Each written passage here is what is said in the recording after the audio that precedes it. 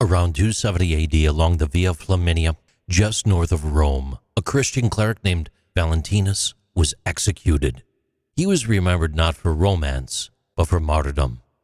Rome at the time was ruled by Emperor Claudius II, known as Claudius Gothicus. He reigned from AD 268 to 270 during military campaigns along the Danube frontier. Roman infantry often would march 20 miles or 32 kilometers a day.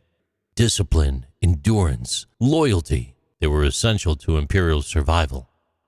Later Christian tradition claimed Claudius restricted or banned marriages for the young men, believing that unmarried soldiers fought more effectively.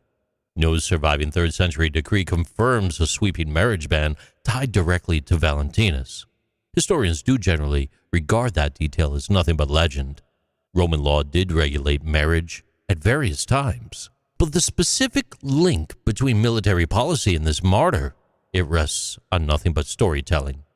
What is documented, though, is that by the late 4th century, church calendars listed February 14th as the feast day of a martyr named Valentine.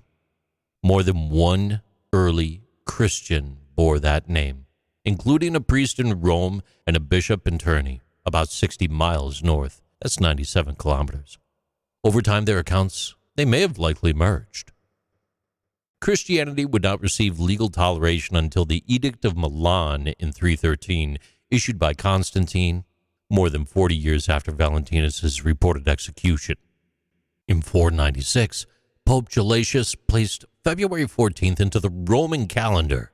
Around that same time period, he criticized Lupercalia, a Roman fertility festival observed on February 15th that involved animal sacrifice and ritual customs. The dates literally sit side by side, but historians find very little evidence that Valentine's feast directly replaced Lupercalia. For centuries, February 14th marked a martyr's remembrance. The romantic connection, well, that emerged much later.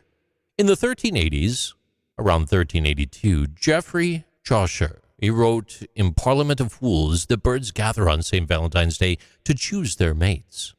This is the earliest known literary link between February 14th and romantic pairing. The symbolism spread through medieval poetry and courtly tradition, and by the 1700s in England and France, handwritten notes were commonly exchanged on February 14th. In the late 1840s, Esther Howland of Worcester, Mass. She began producing decorated Valentine's cards by the thousands every year, and that truly did help establish the holiday in American culture. Today, Americans exchange well over 100 million Valentine's Day cards annually, with retail projections around $29.1 billion spent in the United States alone. 3rd century execution along a Roman road, a feast day preserved in church calendars, a medieval poem about birds choosing mates, printed cards in 19th century Massachusetts, and billions of dollars in modern commerce. That is how a martyr's remembrance became Valentine's Day, layered over nearly 1,750 years. These are Interesting Things with JC.